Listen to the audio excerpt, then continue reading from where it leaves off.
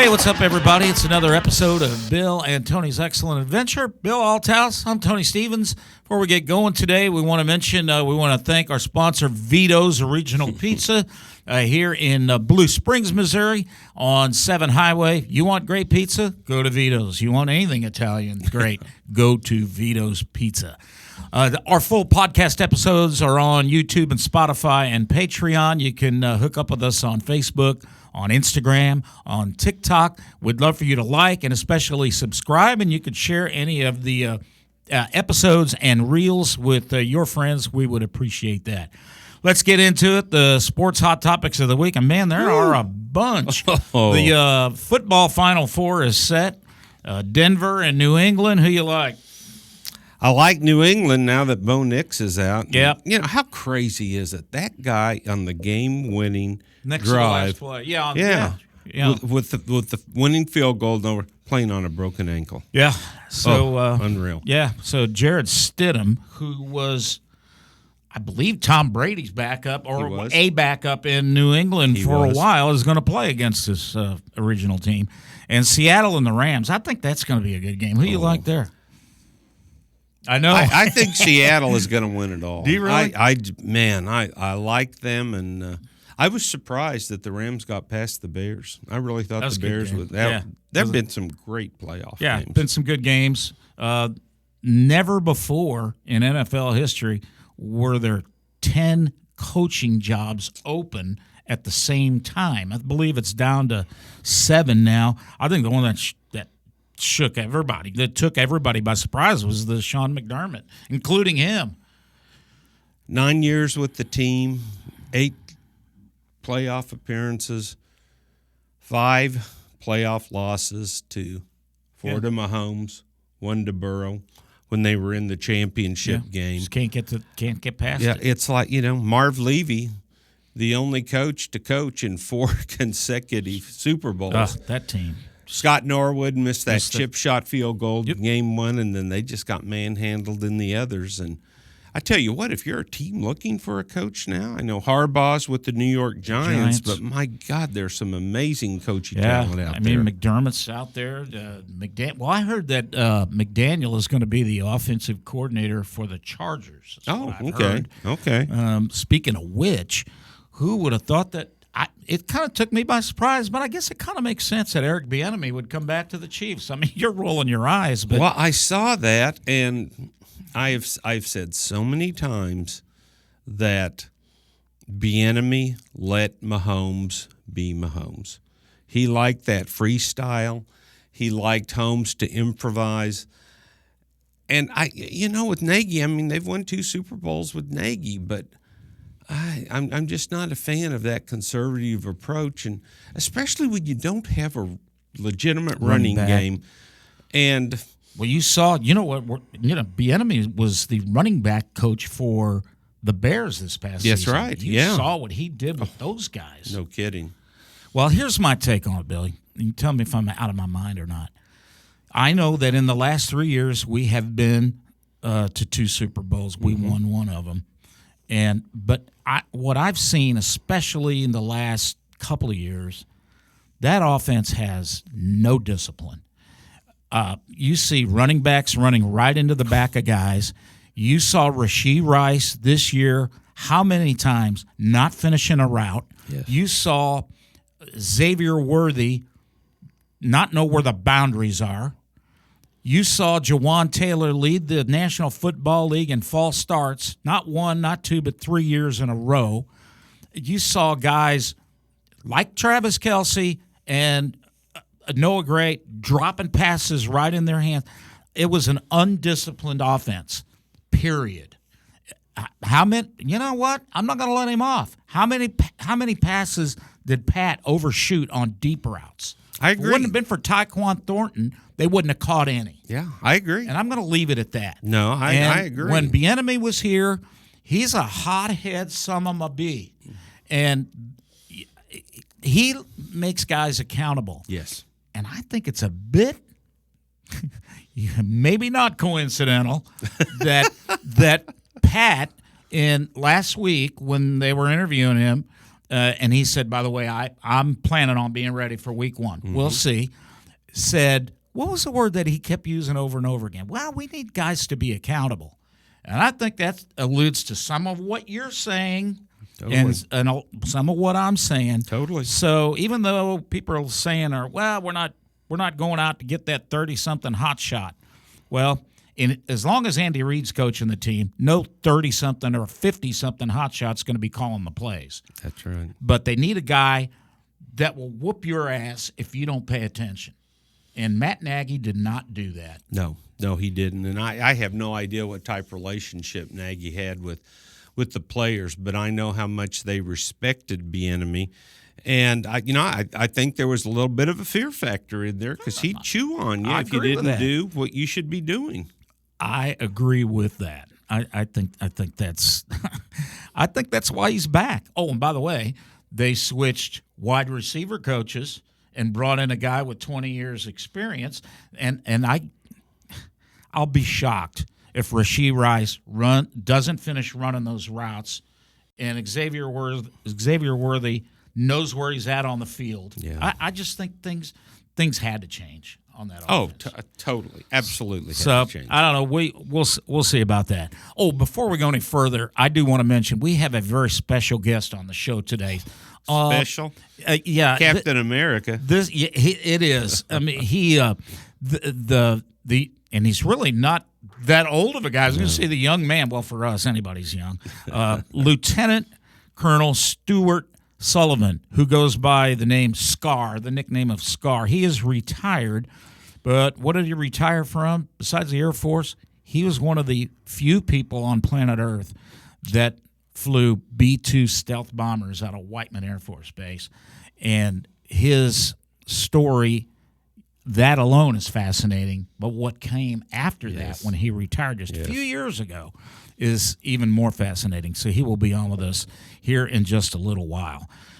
More stuff going on. By the way, we're talking about Matt Nagy. Had his second interview with the Titans, and I think they were about to hire him until Robert Saleh got there, and they didn't let him out of the building. Yes. So Matt's still looking for a gig. Yeah. And along with others. So, we'll see. I mean, do you really want the Raiders job? Do you want the Arizona job? And I guess it's an NFL head coaching job, so who knows? What's up with Mavs and Comets this week? I know the Mavericks don't lose. 12 in a row. What? 12 in a row, and their number one goalie is up in the AHL with Coachella. Jack LaFontaine's he's gone. He got called up. So Logan Turness, who last year was in college, they went to Utah and won 3-0 on Friday, 7-1 on Saturday, and 4-1 on Sunday.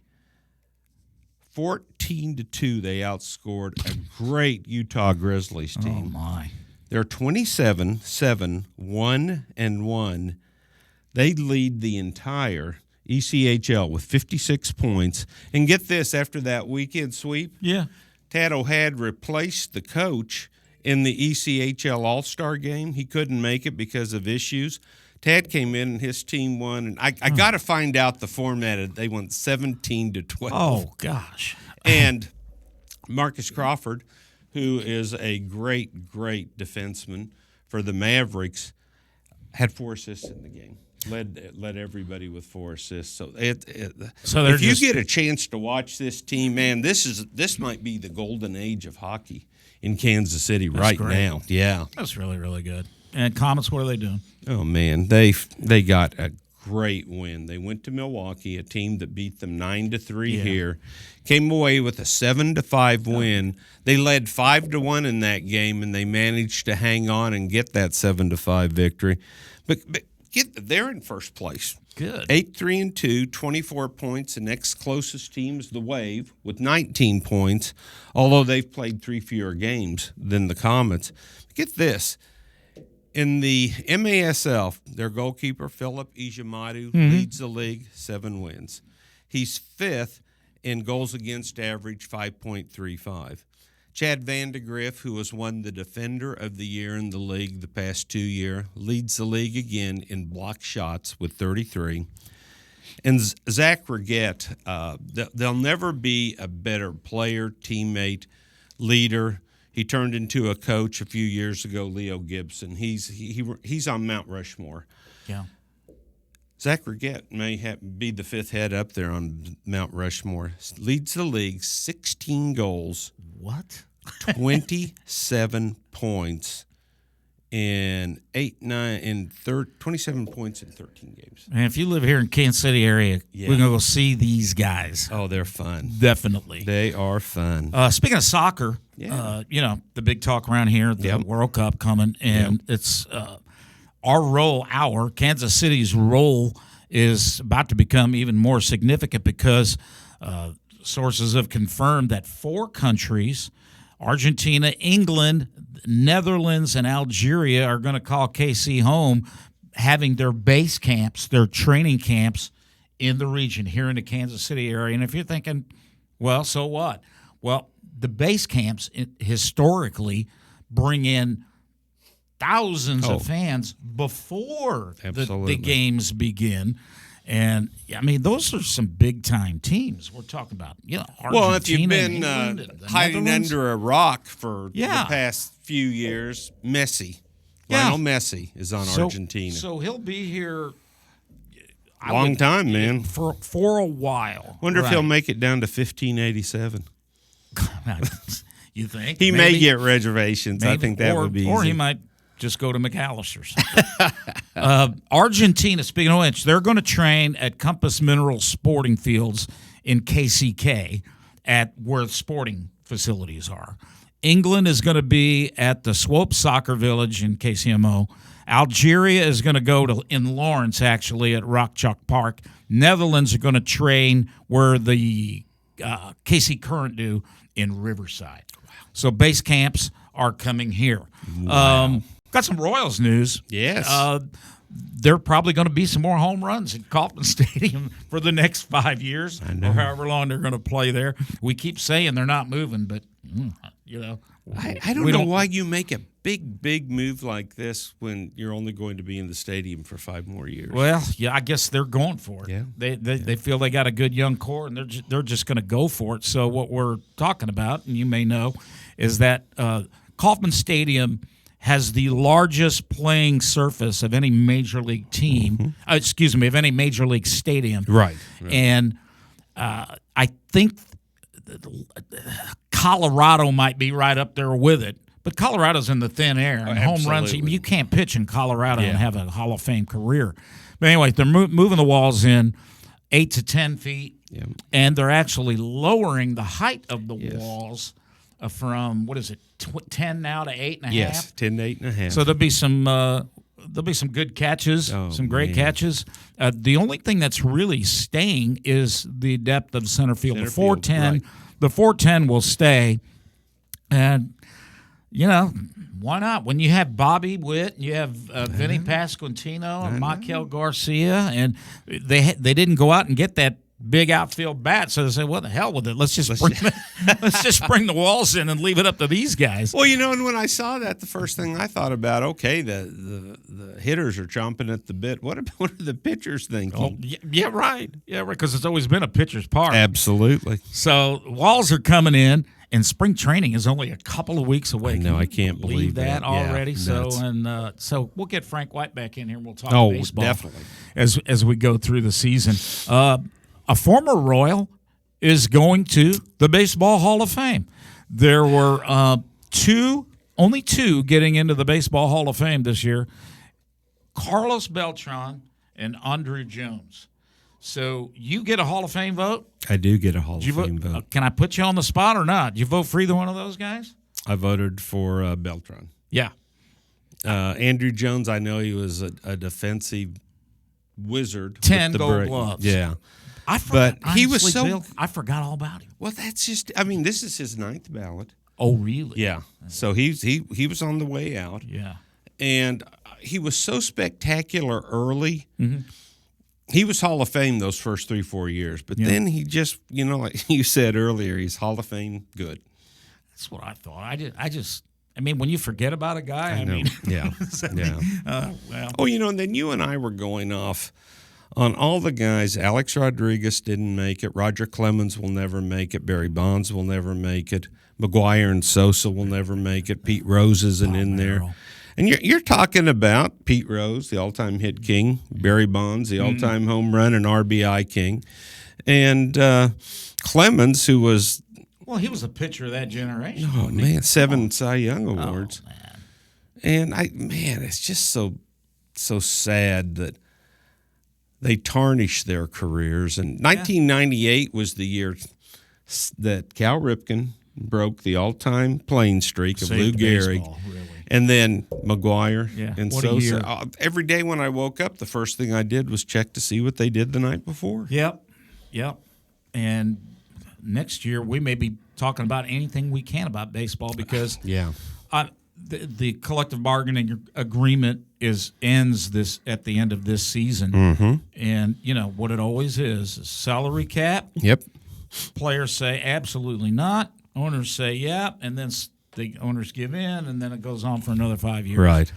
Well, I think the signing of Kyle Tucker by the Dodgers for $500 million, I think just put the whole thing, in a different perspective. And I've heard the owners have said, that's it. There's a line in the sand now, boys. So I don't think there's going to be – I'd be surprised if there's baseball next year. I would too. It was funny. I was going through some old magazines I have at the house and had one with Dave Winfield, big $1 million smile on his face. Yeah. Baseball's first $100,000 man. $100,000. Yeah. The ball boys make $100,000 now. I mean, the salaries are insane, just out of control. So I don't know. I'm nervous about baseball for next year. Yes. Before we move on, I want another soccer story here locally. The Sporting Kansas City, who has had a great run, but not lately. Yeah, and they finally let Peter Vermees go, who was one of the legendary coaches in professional soccer, for a new coach. A lot of the players are gone. Well, now the owners are gone. The Illig family, the principal owners of Sporting Kansas City, have sold the majority of it to Peter Maluk. And Peter Maluk is the president and CEO of Creative Planning. They're a wealth advisory firm in Overland Park. And he's been a minority owner of that team for 4 or 5 years. I didn't know this. He has a partial ownership and investment in the Royals. I didn't know that either. Yeah, so he kind of flies under the radar in town here, but suddenly he's the owner of Sporting and a part owner of the Royals, and I don't know what sort of investment with the Royals he'll further make as they move on. Mm-hmm. I don't know. One more soccer thing, and this disturbs me. It really. So FIFA has deepened its commercial ties to betting in a 4-year deal that will let some gambling operators live stream the World Cup games this year. Mm-hmm. Bill, what's more corrupt, professional boxing or international soccer? Oh, I tell you, 1 and 1A. Yeah. When I was a kid, into my 20s and 30s, if you were the heavyweight champion of the world, that meant something. Well, yeah. Now I don't even know. I don't know who the. I don't either. No. And then you had Duran, and you had Hearns, and you had Leonard, and on. And now it's just a mess. But this soccer stuff is. Well, how many shows have we done where you talk about Messi? We did a show a month or two ago where Messi was supposed to appear in India or somewhere, just for an appearance. Yes. And he stayed 20 minutes, and then they destroyed the stadium. Yes. That's not even a game.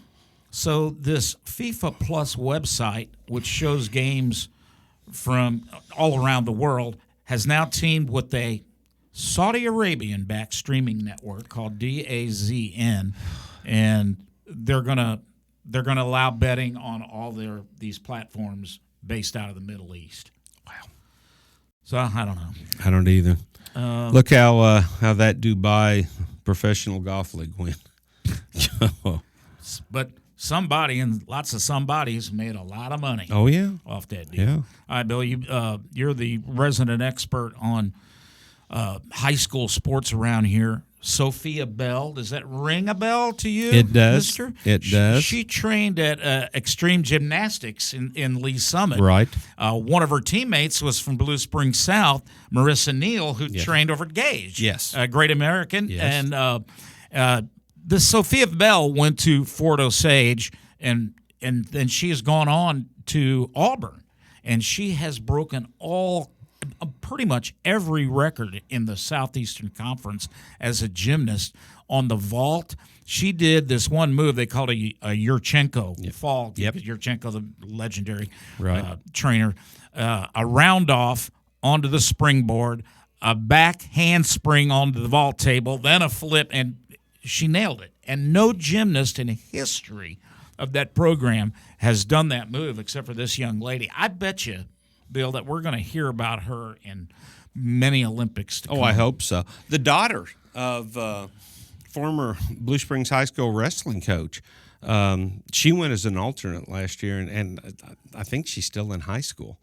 There's going to be a lot of noise about kids from Gage and Extreme. And I talked to my buddy Taryn Humphrey, who in 2004 won an individual medal on the vault and also was part of the silver team overall. And she says Sophia Bell is the real deal. So and you know, she's just a freshman, Bill. Yeah. These girls, they go through high school. Nobody has any idea what they do. And then here come the Olympics. Yeah. And I was talking to Taryn when she came back to Odessa High School. They had a parade for her through downtown. She said nobody in the previous 3 years she was at Odessa High School knew who she was, asked for an autograph. She goes, now everybody's my best friend. Yeah. And she loved it. It was cool. Well, it's good. I mean, it's good for all these high school kids. But, you know, when you see them come out of places we know, it's really good.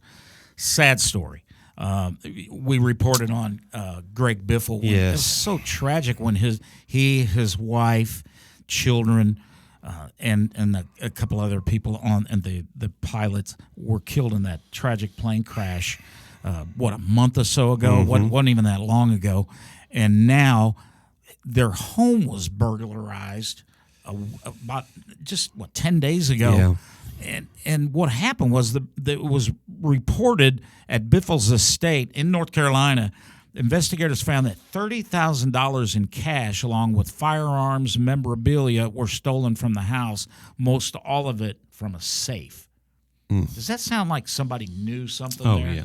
yeah. I mean, that is definitely that's a horrible deal, and it was even before they had the celebration of life for them. It was just a few days ago. So, I mean, whoever did that, you have a spot in hell that's going to be hotter than really hot. We hope so. One more NASCAR story. I don't know. Could you imagine if they changed the rules of the World Series every year, or if they changed the playoff rules or the Super Bowl rules in the NFL every couple of years? Oh, I know. Yeah. NASCAR just can't figure it out. So they're going to overhaul the championship deciding format again. They're going to return to a 10-race version that kind of goes back to what they did about 20 years ago, the Chase, which they – I don't know what's going on. The popularity of that sport has kind of dwindled with the big guys that everybody knew about. We're talking about household names. Yeah. I don't know. But I don't follow NASCAR that much, but I know that right now NASCAR is kind of like this postseason playoffs in the NFL. Just pick a driver, pick a team, and they have as good a shot as anyone else. They're not going to do the driver elimination every 3 races. That the driver with the most points at the finale will win. That kind of seems like not too difficult to do. Yeah, exactly. Let's move on to music and entertainment news. We have a new record holder for selling tickets of all time, and it is Bruno Mars. Yeah, you look at me twice, you blink twice and look at me like that.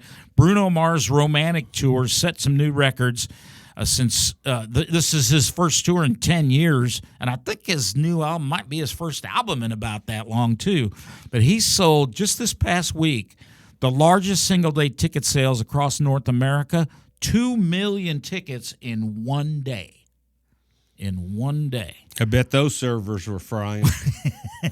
Jeez. 29 stadium shows across North America. I like Bruno Mars. I like him. I thoroughly enjoyed his halftime show at the Super Bowl that he did years ago. Well, he was one of the guys. He, Billie Eilish, Zach Brown, they all played right over here at Cable Dahmer Arena. I was at the Zach Brown show. Yeah. That year, it's funny you bring that up. In a period of, less than 2 years, Zach Brown went from Cable Dahmer Arena to downtown, whatever the thing was called at that time, the Sprint Center, whatever it was, to Kauffman Stadium to play the Home Run Derby that I was at, Yep. to Arrowhead Stadium. I know. Unbelievable. That was a very quick rise to fame for those guys. But Bruno Mars reminds me a lot of James Brown, who I'm a huge fan of. And I just like his mojo. I think he's really, really good.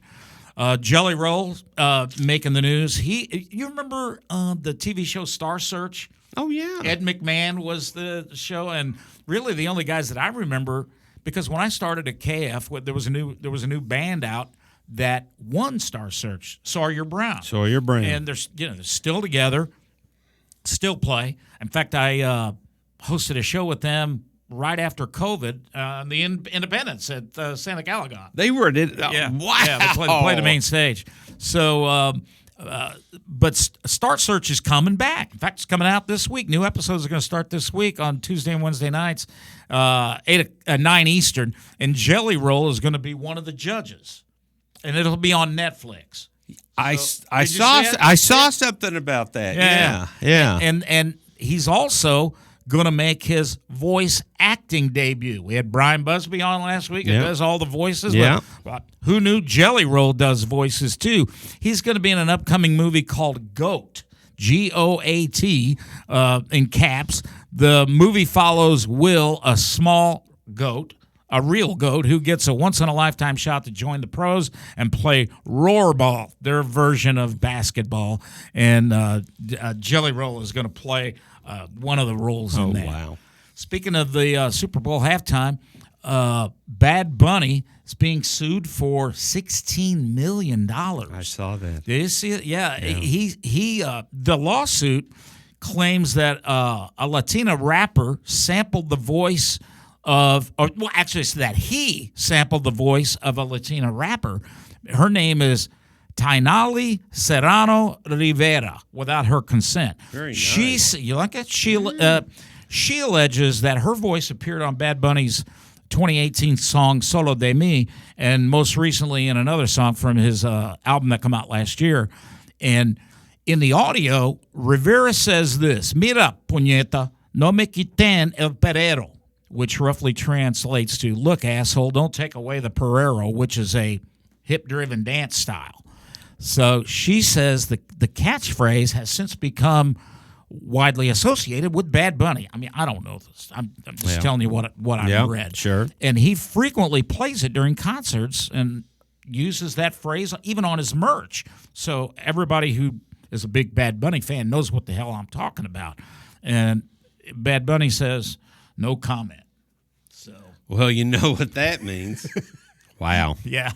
All right. So how many of the Mummy movies have you seen? I know you're a big movie guy. I've seen quite a few. The Tom Cruise that came out a few years back, very disappointing. Yeah. Had one great scene on an airplane where lost gravity and the Mummy and Tom are flying around. But boy, that was about that one. Could have been called "You Big Dummy." Yeah. New Mummy coming out April 17th. Another reboot, and if you don't know, this one's going to be follows a journalist searching for his daughter who disappears in the desert. When she reappears 8 years later, something isn't quite right with her. So you know how that's going to go. But anyway, the guy that does these, what's his name, Lee Cronin, says this movie, quote, this will be the best movie you've ever laid on eyeballs before. So Does it say who's in it? no, Wow. it doesn't say. I've not heard a thing about that, so I'm excited. Yeah, so Very excited. in the spring, Yeah. April 17th. Yeah. And Muhammad Ali's legacy is forever stamped. He's got his own stamp. Does he Came really? out, yeah. Good for the them. U.S. Postal Yeah. Service released a commemorative a forever stamp, which is good because they go up every year, right? What the hell does a stamp even cost now? Do you know? I think it's like 78 cents. it's you know, when I was a kid, I wrote to baseball players for their autographs. Yeah. 5 cents to mail it. Yeah. 5 cents to get it back in a return envelope. First guy I ever heard from, Sandy Koufax, and I still have the card. And the horse that delivered it is still alive. This is pretty cool, though. Muhammad Ali once joked that he should be on a postage stamp because, as he said, that's the only way I'll ever get licked. Is that Ali? Oh man, that's How good awesome. is that? That's definitely Ali. Okay, remember about a month ago, we talked about the lady in Prairie Village who had the pet monkey, the little monkey, and the city council there voted to ban. She had to get rid of the monkey. They'd given her 30 days, and she just said, "No, we want to do a full hearing and everything on this." And well, they did. They did just this past week, and they're going to let her keep the pet monkey on certain conditions, and there are a lot of them. They voted 7-4 to adopt a conditional license for Oakley Rain. That's the little monkey's name. Tony Skelton is the young lady that owns the monkey, little spider monkey, and they're changing its definition of dangerous wild animals to include all monkeys. Now, before you got to know, before we go further, this monkey is about this big. Yeah. And he weighs, was it 2-3 pounds? Just a little. Even if that. Yeah, just a little tiny. It's but whatever. So she had several neighbors and friends and family. They came out and they spoke and said, "Hey, this is a little sweet animal. He's not going to hurt anything." And she's had the monkey for about a year now, and she got all the necessary pet license and everything she had to do for primates under $20. But the city took this opportunity to close the gap, and they have said that it has to be on a leash all the time. I mean, I said, well, Even in the house? They said, if we knock on your door and that thing's not on a leash, and it requires her to sign a statement that will compensate the city and its employees for any and all injuries that may result from the monkey. Because what started all this, I guess it scratched a kid. It scratched. Oh, is that what started? Or bit. I mean, it didn't. Okay. It wasn't a big deal, but whatever. And she has to have proof of insurance, a minimum amount of $300,000 for the monkey. Present a sign at their house that there's a dangerous animal on the premises. I hope she has that little spider monkey's image right there with that sign. Like this. Yeah. Or like, oh, man. She can't be present on any public property without a fully enclosed carrier, not just on a leash. So she takes it out. It's got to be in one of those little pet carriers. It's got to stay on a leash or a harness. Can't be off leash. I mean, on and on and on. So she said, okay, but we may have something more to say about it. No, that's the Barney Fife syndrome. You give people power, and they want to do all they can with that one bullet. It's a 2-pound monkey. I know. Well, you know, several years ago on 60 Minutes, I saw a special deal that a lady that was paralyzed had a spider monkey. I saw that same episode. Yeah. And there were several people that were using these monkeys as, well, it's such an overused term, service animals. But Sure. this thing was, it was smarter than the two of us combined. I'll tell you Amen, that. brother. Yeah. Touch it! Touch it! So that's the monkey story right now. So I don't know how long those monkeys live to. I know monkeys as a species usually live pretty long lives. I don't know about a 2-pound monkey. Yeah. But I don't know. But that's what's going on with that right now. Okay, weird news of the week. A lady in Virginia is drawing national attention. In fact, was even on TV on that. Have you ever seen that TV show, My Strange Addiction? It's on TLC. No, I haven't. This is a young lady, woman in her 30s. She demonstrated on the show how she blends her meals and consumes them nasally. In other words, she snorts everything she eats legally.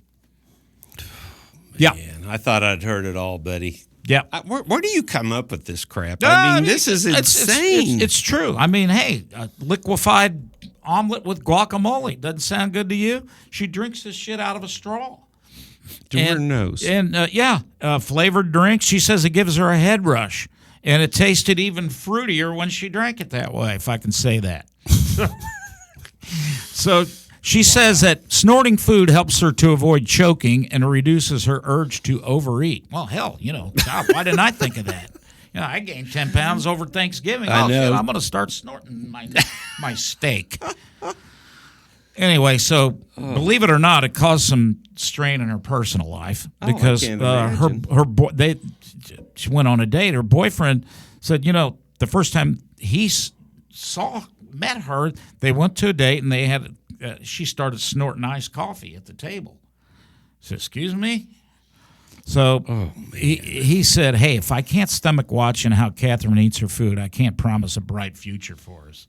That's a good call on his part. Wow. Well, then her doctor got involved. You see this on TV and said, wait a minute. Inhaling, pureed anything can lead to choking, lung infections, nasal inflammation, but even life-threatening conditions. Yeah. And they checked her lungs, and sure as heck, they found some stuff. So she has cut back on taking steps. So, next time you got a cold or you can't cough, you're coughing and whatnot, and you want to go over to, to get a buffet or Old Country buffet or something like that, you can go and get pureed anything. Well, does she travel the restaurants with the blender? No, they just do it for. Yeah, actually, they went. This is part of the story that I saw on TV. They went to a place, and she said, "Can you put that hamburger in a blender?" Swear to God. She says, "Can you chop?" And they said no. And she said, "Well, what can you put in the blender?" And they said, "Well, a shake, whatever." Yeah. So that's all she ordered. Yeah. Wow. That's the stupidest thing you ever heard. That might be. Well, the next thing you're going to hear is one of the most fascinating things you've ever heard. So we have a special guest, retired United States Air Force Lieutenant Colonel Stuart Scar Sullivan, a former B-2 stealth bomber pilot who flew missions we can't speak about. Right. He did fly one particular mission called Operation Odyssey Lightning that he's going to talk about. One of the most important missions in United States Air Force history.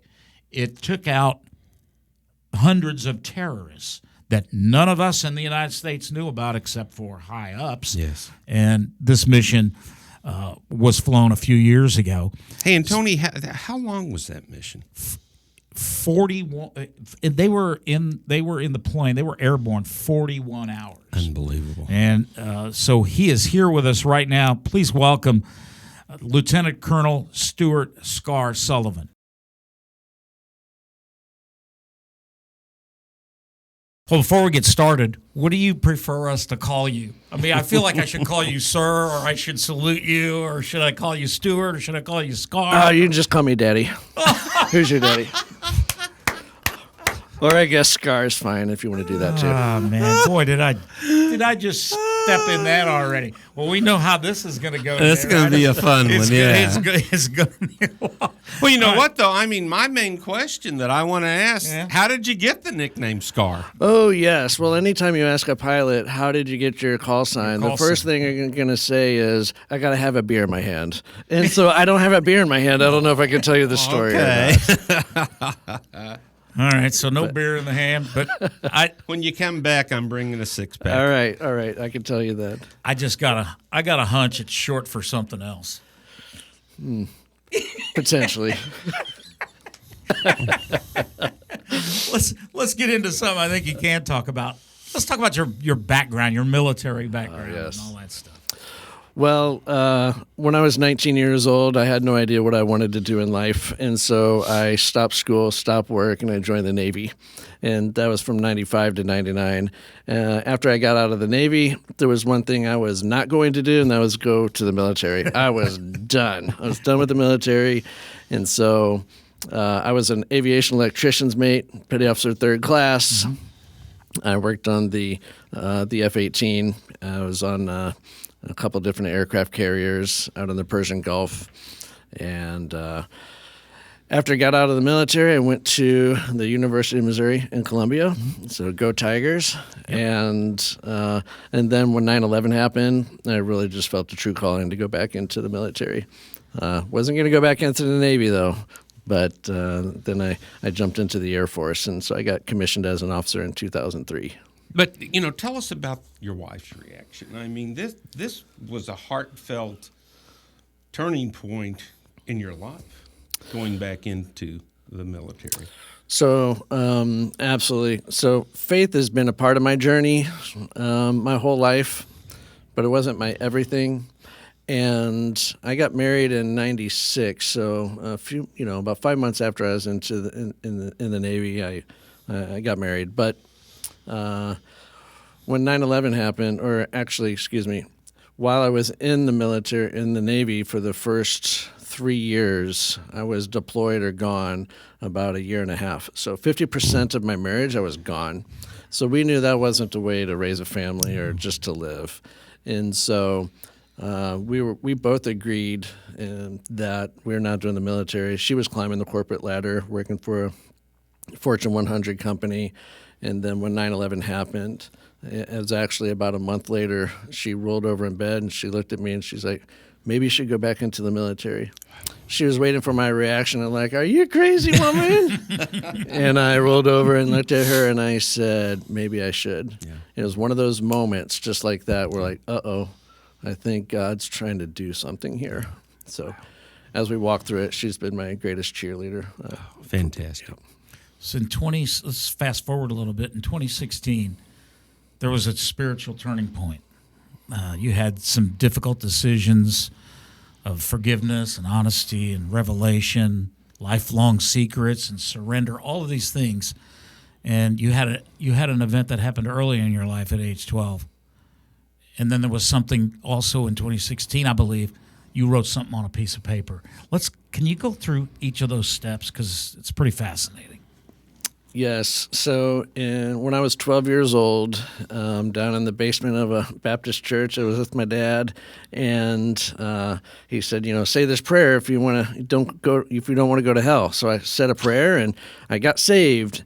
And at the same year, I was introduced to pornography, and at the same year, I was being molested. And so I was a very confused kid. But I had been born and raised in church. I went to a Christian school, so I know what Christianity looks like, which is do whatever you want during the week, and then on Sunday you feel guilty. And as long as you pray and ask for forgiveness in your heart, you're good to go.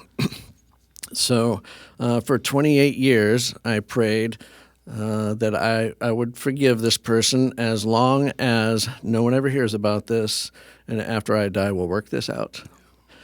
I did not realize that that's forgiveness on my terms, and that made me God, and that's not true forgiveness. So in 2016, I went to this men's conference after my wife had tried to get me to go for like a year. But, at this time, I'm a deacon of the church. I don't need to go to these things. I know what this looks like. But I finally went. And there was a lot of people that were physically writing things down on pieces of paper and nailing them to the cross. And I was like, I don't need to do that, right? I'm good. But finally, I was like, okay, if the Bible is real, if Jesus is real, then I'm going to do this. So I wrote 2 words on a piece of paper. One was the name of the perpetrator, and the other was the word pornography. I folded it up, I nailed it to the cross. And I said at that point, Lord, I'm all in. I don't know what this looks like, but I'm just going to trust you. I'm done trying to please you. I'm just going to trust you. I'm going to trust you with my fears, my finances, my thoughts, my family, my career, whatever it is, I'm all in. And then he said, well, now you need to go talk to your wife and tell her about that secret sin you've hid from her for over 20 years and that you've hidden from everyone else for 28 years. And I'm thinking, no, that's another religion. I don't do this. And I just felt the Lord say, you all in or not? Are you all in? You're going to trust me? He said, you're going to trust me, and you're all in. He challenged you. He challenged me. And then when I talked about true forgiveness, he said, now you need to confront that individual. Oh. Yes. And so I felt him say, I've never heard the audible voice of God, and I'm always a little leery of when I say I heard the God say, but it's always this feeling that just won't go away. Mm-hmm. And so same feeling was you need to call this person. Honestly, I wasn't man enough to do that, so I texted the individual, and he said, hey, what you don't know is that same weekend I went somewhere, I rededicated my life to the Lord, and I need to ask you to forgive me. Yeah. 28 years later, same weekend, lives are radically changed. Not a coincidence, by the way. There's no coincidence. We'll get into that a little later, too. But right, not a coincidence. No coincidence. You know, I can't imagine. I mean, I absolutely can't imagine what that moment was like for you to have him apologize to you. That wasn't on my bingo board. I mean, wow. Is that as powerful a moment as you've ever experienced? Oh, that's just the start. That was the beginning of it. Yeah, now is when it gets fun. Because I learned what true forgiveness is. Okay. True forgiveness is like, hey, it's not forgiveness on my terms. It is whatever the cost, whatever it is. Mm-hmm. I forgive Scar, you this didn't person. even mention how did your wife? What was your wife's reaction to what you admitted to her? Yeah, so I have learned how to do things the wrong way. So I went home. Welcome to our world. Yeah. I went home and backed my dump truck up full of sin, backed it up to her, and just let it all rip, all at the same time. She wasn't real happy, and she was very upset. It took years to work through, but now we're closer than we are best friends, and it's freeing when you're not hiding anything, when you can just be truly open and vulnerable. Yeah. And to know what true forgiveness looks like, and I have another story about this we'll talk about later about forgiveness. Mm-hmm. But when you truly forgive and you're truly all in, that just whatever it takes, and if this podcast or my story will help someone else, it's worth it. And then I had to conclude, here's something that's real powerful if you think about it. Like, what are you willing to do for the cause of Christ? Well, what would Christ do? Well, he died for my sins. We hear about those things, but I had to get in my head, if what happened to me had to happen for someone else to come to the Lord, would it be worth doing it again? Right? That's pretty heavy to actually think about. Like, will I allow? And our response has to be, It has to be, of course. I mean, the answer is yes, right? It's hard to think about. That's not really how it works for someone to get to heaven. But however, are we willing to do whatever it takes for the cause of Christ? Those are some heavy things that, as Christians, the answer has to be. We can't just talk about it. It's got to be actions. Let's be men of action, not just men of words. Yes. I want to get back into the military thing because, I mean, you became a Air Force B-2 Spirit stealth bomber pilot. So let's how did it go from Navy and then you got into the Air Force? How do you become one of those, like, in really not that long a period of time, was it? Not to interrupt, but Tony and I are geeking out. Oh, we are. Man. Yeah. I mean, every time I see one, I'm like, oh, yes, I saw one today. Well, because of what happened to me when I was 12 through, until maybe 30, 40 years old, I was never good enough. I could never accomplish something. I come from a background of blue-collar workers. I was the one of 6 kids, the only one to go to college, the only one to do military. So the flying is for those other people. Those are the elites. You're not good enough. So is that what you thought, or was that was in my head? Okay. Yep. Yeah. And it was, because it was ingrained in me. We need to watch what we say to our children. My parents didn't mean to, but it was, well, if your brother couldn't graduate college, what makes you think you can? Well, if your cousin couldn't get in the military, what makes you think you can? And so I'm like, yeah, that's a really good point. I don't think I'm good enough. And so that's why. Then I get into the Navy, I get out, and I actually go to school, and I'm like, I don't even know if I can graduate college, if I'm good enough, right? But my wife is this cheerleader the entire time. I mean, a huge cheerleader. And then after a while, I'm like, I think I can actually finish college. And I did pretty well. And then same thing, I was like, well, if these dumb Navy guys could fly airplanes, like, maybe I could, right? And then I did very well in ROTC. Did 2 years of that, and then I did very well in pilot training. And then when I was stationed at Shepherd Air Force Base in Wichita Falls, Texas, at the it's called NJEP, Euro-NATO Joint Jet Pilot Training. After I get done flying T-38s, I do well enough to stay there to become an instructor pilot in the T-38. And so that gave me even a lot more experience flying airplanes and getting ready to fly the B-2.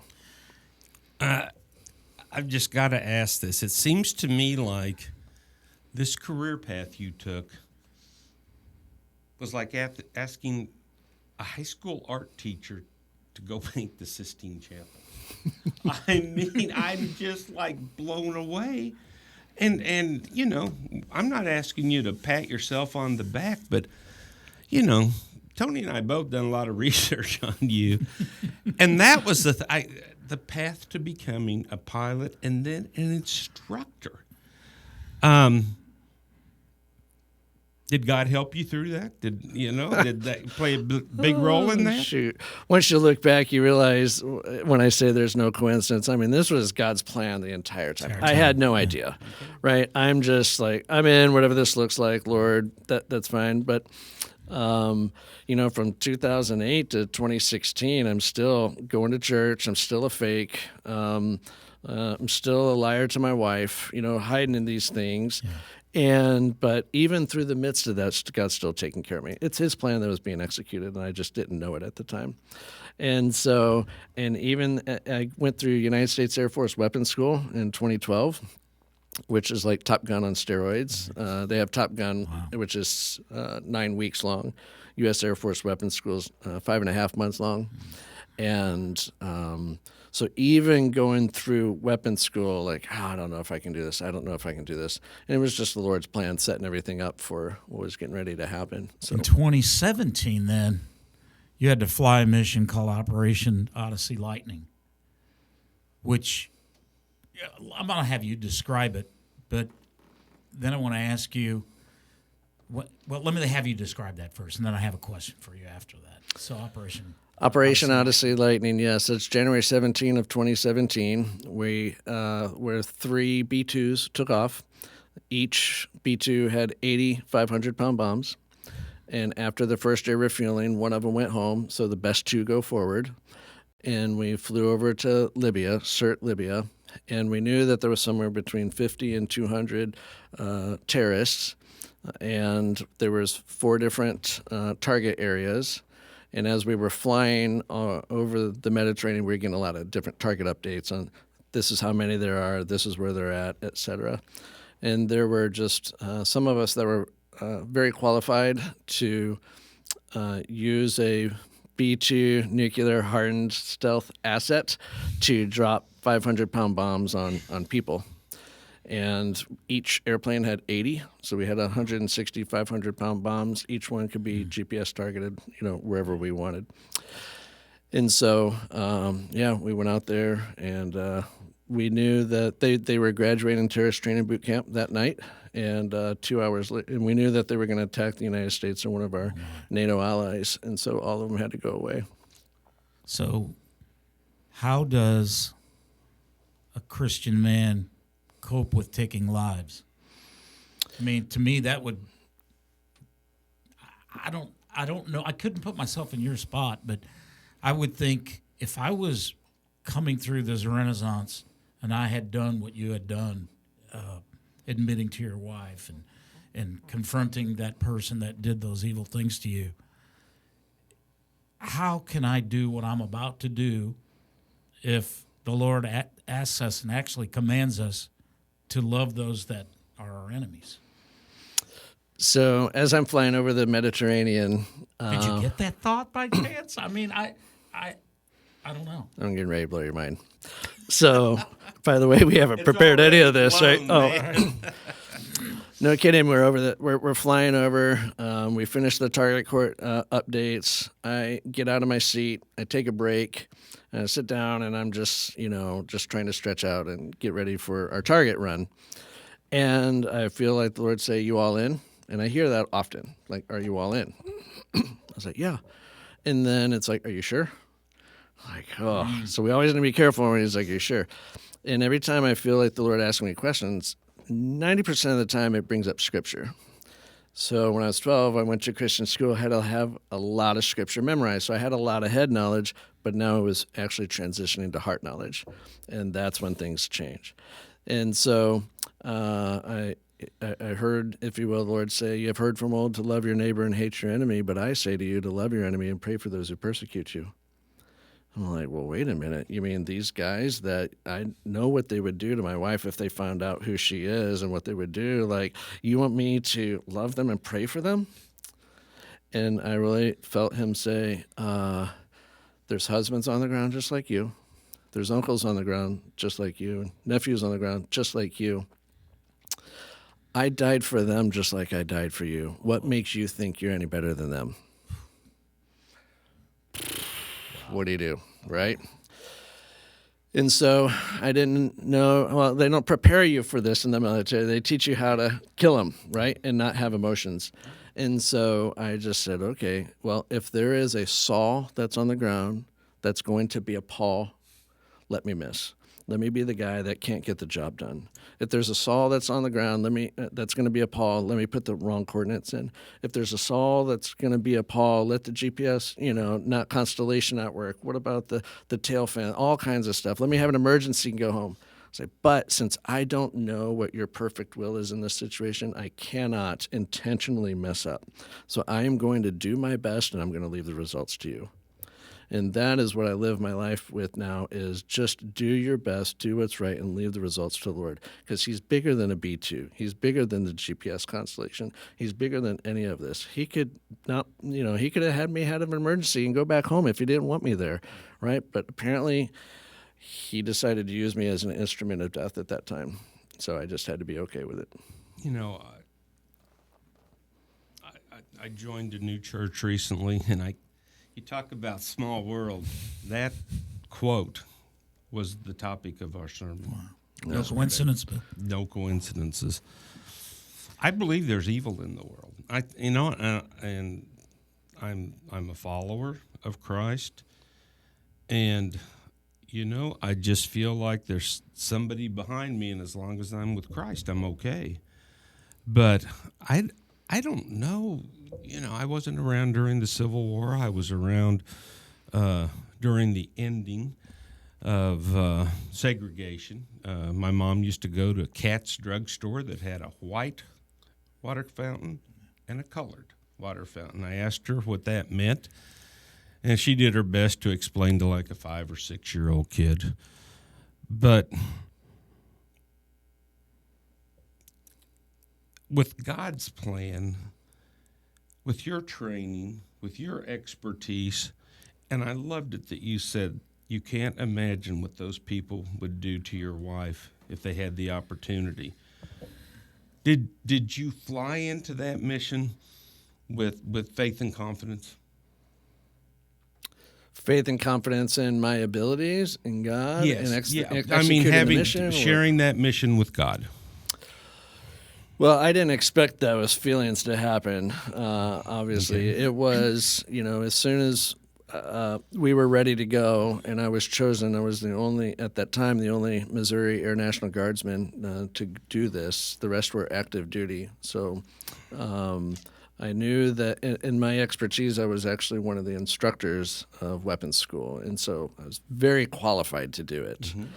And I knew that, the Lord's got me doing this, but you don't, in that moment, there's so much going on that you don't have a lot of spiritual moments to stop to think about, what's the Lord doing? You're focused on, your air refueling, your timing. You're just so focused that's kind of why it took me by surprise when, you're just taking a break. And so I knew that I was in the Lord's will. And at that moment, you're just kind of just executing the mission, which is following God. And if you're a follower of Christ, we're always on mission, no matter what. You don't stop. You kind of downplayed this whole mission. It's not like getting in a plane and flying to San Diego or Seattle or something. It's a long flight, a long flight. Like how long? We were airborne for 33 hours. So the mission had to be more than that, 40, so hours? you show up, hours prior to get your brief, to get in the jet, and then you have, 2-3 hours of debrief time. So I was awake for over 40 hours. Oh, my.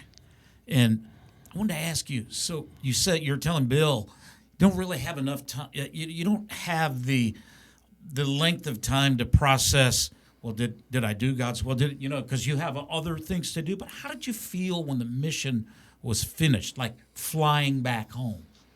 Did it start to hit you? Because it's a long flight back home, but you completed the mission. You killed people, but you reconciled it because you knew it was God's will. Can I make that leap to say that? Yes. My feeling was a little bit different because in the stealth world, everything's classified. And so the only feedback we got was good job, cleared off RTB, which means good job, return to base. You're cleared off, return to base. And in our minds, no, we can't return to base. We're like 4 hours early. We have to stay on station.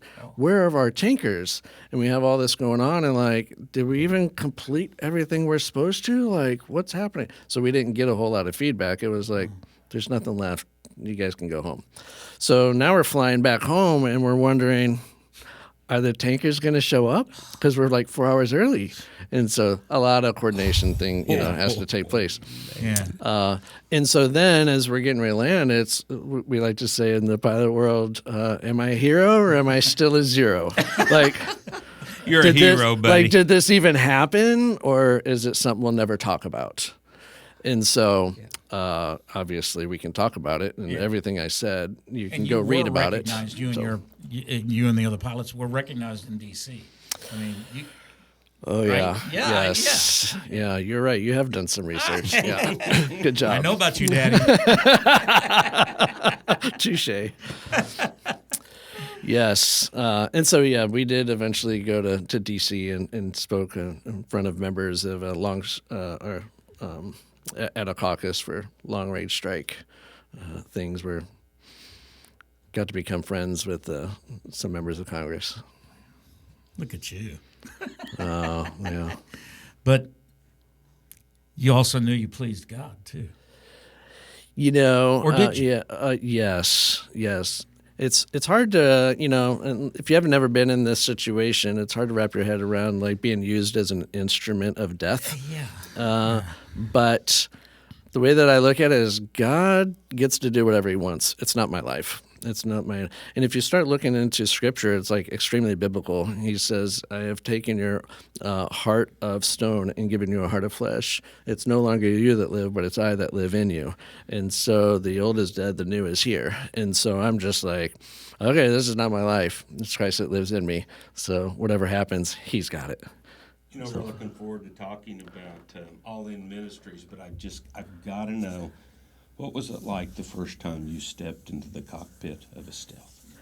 As cool as you think it is. Okay, yeah, I can't imagine. I get airborne. I still remember that flight to this day. I am not kidding. I was sitting in the left seat. We just get airborne, initial qualification training. Deuce is his call sign, so I'll just leave it at that. And he's an instructor, and he's sitting in the right seat, and he takes the airplane because I took off, did it myself, and he says, "Look down the wing line. Just look outside."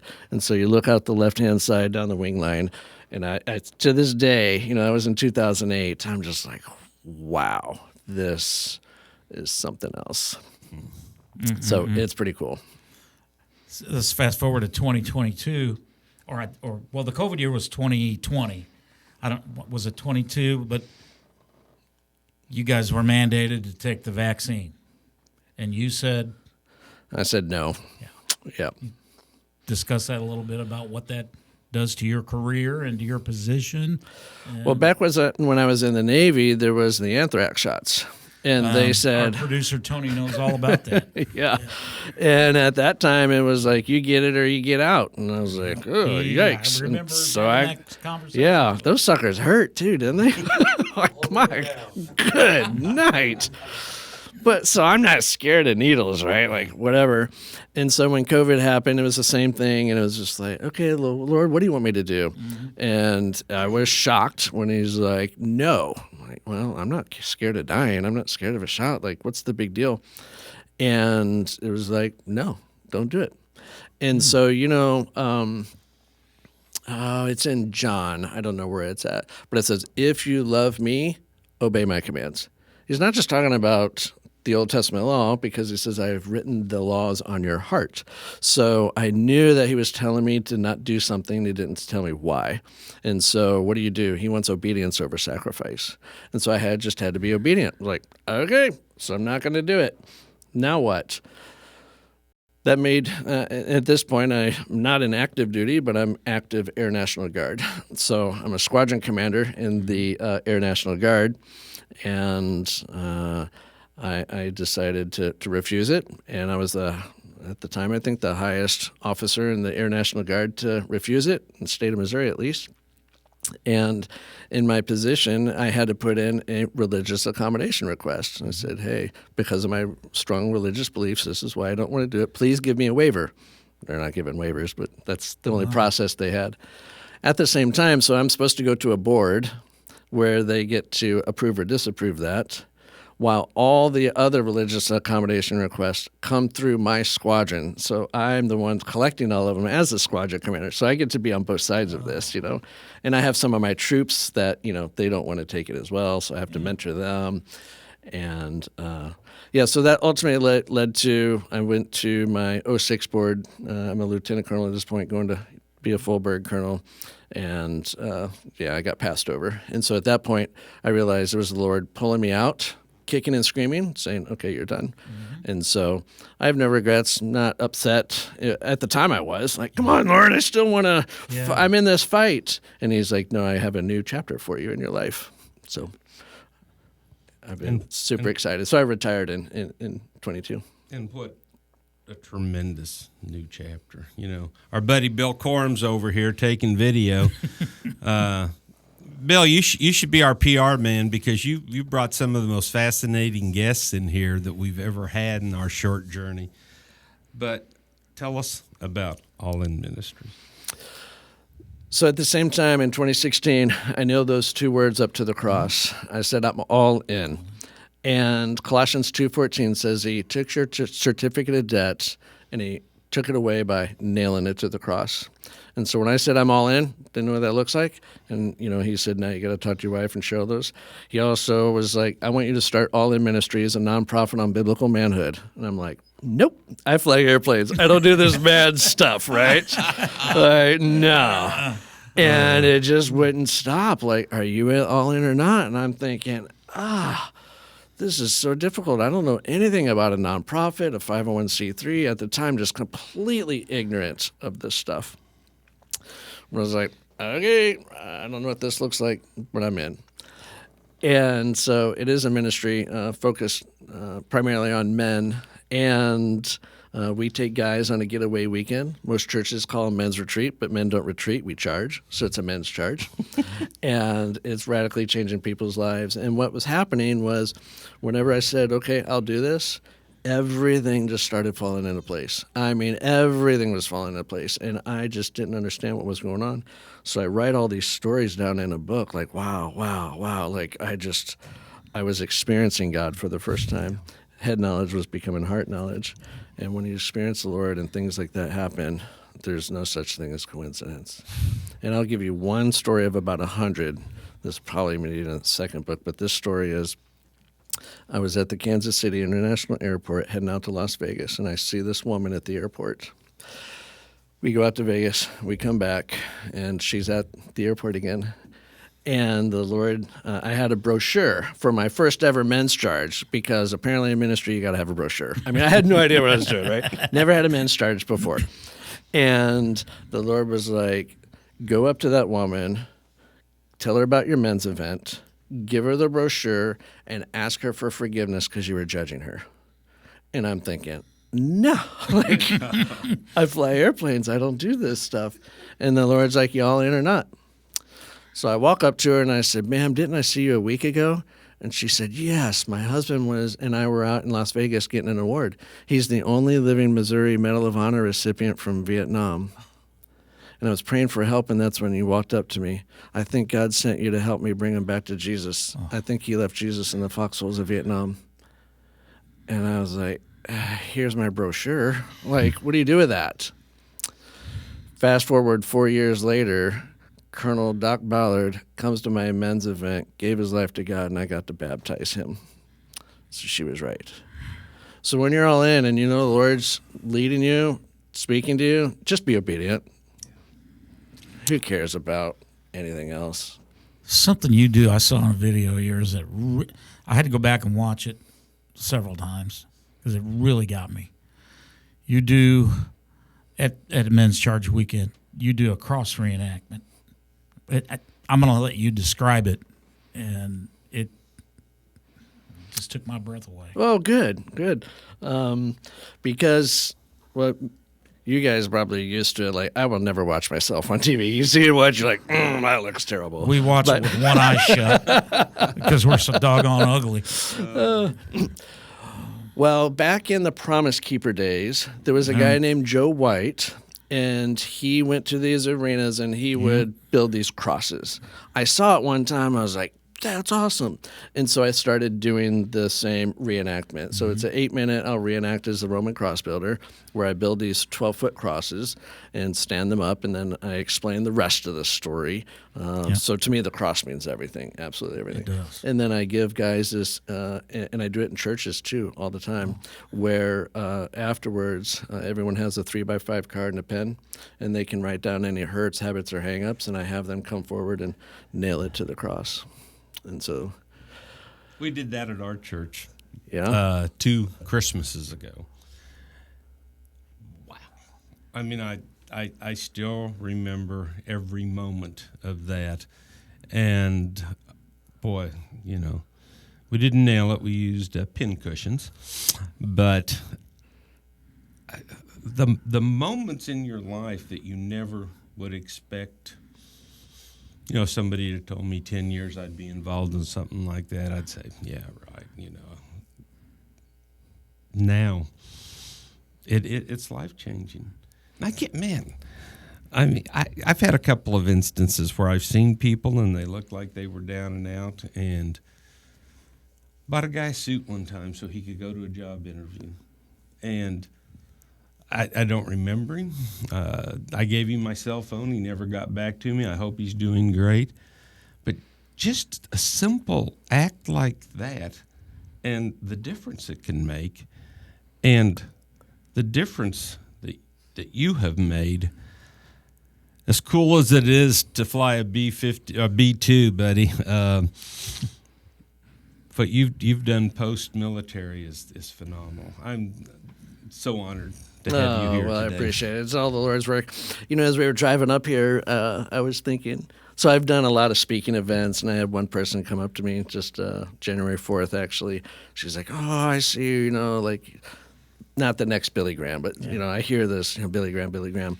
So I'm looking up Billy Graham and how he came to know the Lord, and he was at an event, and the guy's preaching. He walks forward to give his life to the Lord, but he's kind of hesitant, so he's getting ready to leave. He walks to the front and he kind of turns around. But there's a guy, Usher, Taylor, I think they call him, that didn't have a name. And then that guy's like, no, come here. And he actually helps him, explains the gospel to him, and he gives his life to the Lord. Okay, that's Billy Graham. That guy doesn't have a name. So I don't want to be Billy Graham. I want to be that guy. Yeah. That guy who doesn't have a name, that no one knows, that can have that type of influence. And that's, I think, where all of us need to be. The thing that got me after watching all your videos and reading your story was when I read that you came out with this book, and when I saw the title, I said, God, I know now for sure there are no coincidences in this life. I've been saying that for years. Bill knows that. Oh, absolutely. And it's not just a catchphrase for me, because this has happened for me in the last 5 years as I'm getting older. But I have realized things that are happening. We say it. We hear it all the time. We don't say it anymore, but we hear it all the time. Wow, what a coincidence! Sure. What a coincidence that was. Wow. Your book is called Operation No Coincidences. Yes. And I felt an instant connection with you when I read that and read Sacrifice, Service, and Salvation. And what? No coincidence. I want you to just address that part, because, I can go on and on with mine, but we're here to hear what you say about Operation No Coincidences. Boy, after 2016, everyone's like, it's hard to talk about what happened in your past. But I realize now how many men have come up to me and said, hey, no one else knows about this but me too. Hey, no one else knows about this but me too. And a lot of men are getting freed. And that's just one. And then as I was going through, and just give you another, the story about Colonel Doc Ballard. Yeah.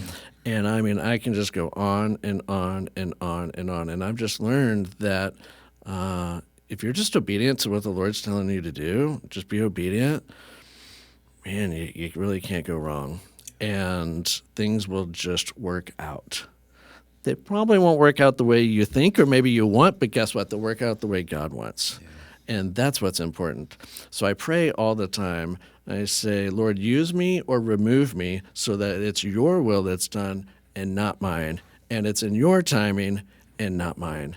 And I also tell now that I intentionally try to humble myself, because if I don't, the Lord is going to humble me, and it always hurts more. And so, when I say I don't believe in coincidence, if the Lord can breathe stars into existence, and if he takes care of the lilies of the field and the birds of the air, how much more will he care about us? Okay, now I realize I put God in a box for way too long. And so, I just have, probably 150 stories written down in this other book, just waiting to be, waiting to be told. And now it's just, I just kind of live my life that way now. And so it's just so much fun. I've never been this free before. And the smile is not fake. Mm-hmm. There's this thing that it's like, well, how do you have this love for others? Joy, peace, patience, kindness, goodness, gentleness, faithfulness. Like, I don't know. Why? Because it's not me that lives, it's Christ that lives in me, right? And so it's just the Lord, and you can just have that same freedom. Everyone can have that freedom. This is quite a messages, but for everyone that's watching this, that's going to watch this, what's a simple message? Trust in the Lord with all your heart. Don't lean unto your own understanding. That's what my message would be. There's no coincidences. And even though you're going through the valley of the shadow of death, even though there's some hard things that are going on, just trust God. Just trust God. Just trust God. Just lean on Him. Do what He's telling you to do, and He'll take care of the rest. He'll provide all your needs. Not all your wants, but He'll provide all your needs. It's His will that's being done, not yours. Got a website? CommitAllIn.org. CommitAllIn.org. Why is it commit all in? Because you need to commit to go all in. You're either all in or all out. Don't be lukewarm. CommitAllIn.org. Lieutenant Colonel Stuart Sullivan, retired U.S. Air Force B-2 Spirit stealth bomber pilot, squadron commander, and founder of All In Ministries. God bless you, brother. Thank you for coming in here today. Thank you guys for having me. I really appreciate it.